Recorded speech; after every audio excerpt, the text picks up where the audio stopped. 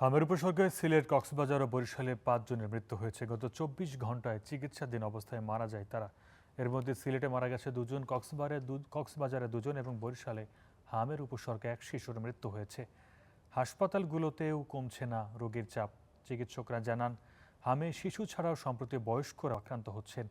এজন্য সবাইকে স্বাস্থ্যবিধি মেনে চলার পরামর্শ তাদের।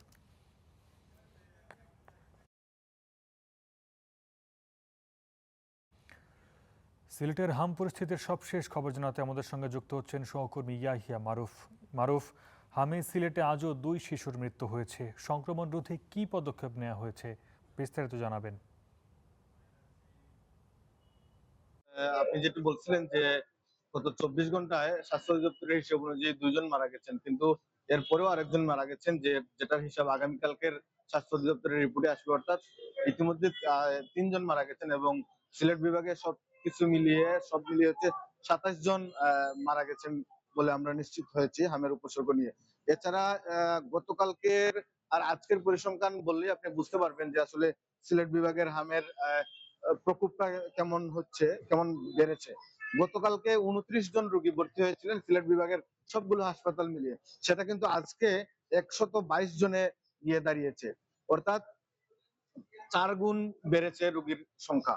এছাড়াও সিলেটের যে অন্যান্য জেলা পর্যায়ের যে হাসপাতালগুলো রয়েছে, সুনামগঞ্জ সদর হাসপাতালে ৫৪ জন রোগী ভর্তি রয়েছেন এবং হবিগঞ্জে ২০ জন, হবিগঞ্জে ১৫ জন এবং মৌলভীবাজারে ২০ জন করে রোগী ভর্তি রয়েছেন। এছাড়াও এখন পর্যন্ত সিলেট বিভাগে ১৪২ জন রোগীর হাম নিশ্চিত হয়েছে। তার মধ্যে সবচেয়ে শীর্ষে রয়েছে সুনামগঞ্জ জেলা, যেখানে ৭১ জন রোগীর হাম শনাক্ত হয়েছে এবং দ্বিতীয় অবস্থানে রয়েছে সিলেট, যেখানে ৪২ জন রোগীর হাম শনাক্ত হয়েছে। এছাড়াও মৌলভীবাজারে ১৬ জন এবং হবিগঞ্জে ১৩ জন রোগীর হাম শনাক্ত হয়েছে বলে স্বাস্থ্য অধিদপ্তরের পক্ষ থেকে আমাদেরকে জানিয়েছেন। এই মুহূর্তে সিলেটের বিভাগের বিভিন্ন হাসপাতালে ২৬৮ জন রোগী চিকিৎসাধীন রয়েছেন বলে স্বাস্থ্য অধিদপ্তরের রিপোর্টে আমাদেরকে জানিয়েছেন।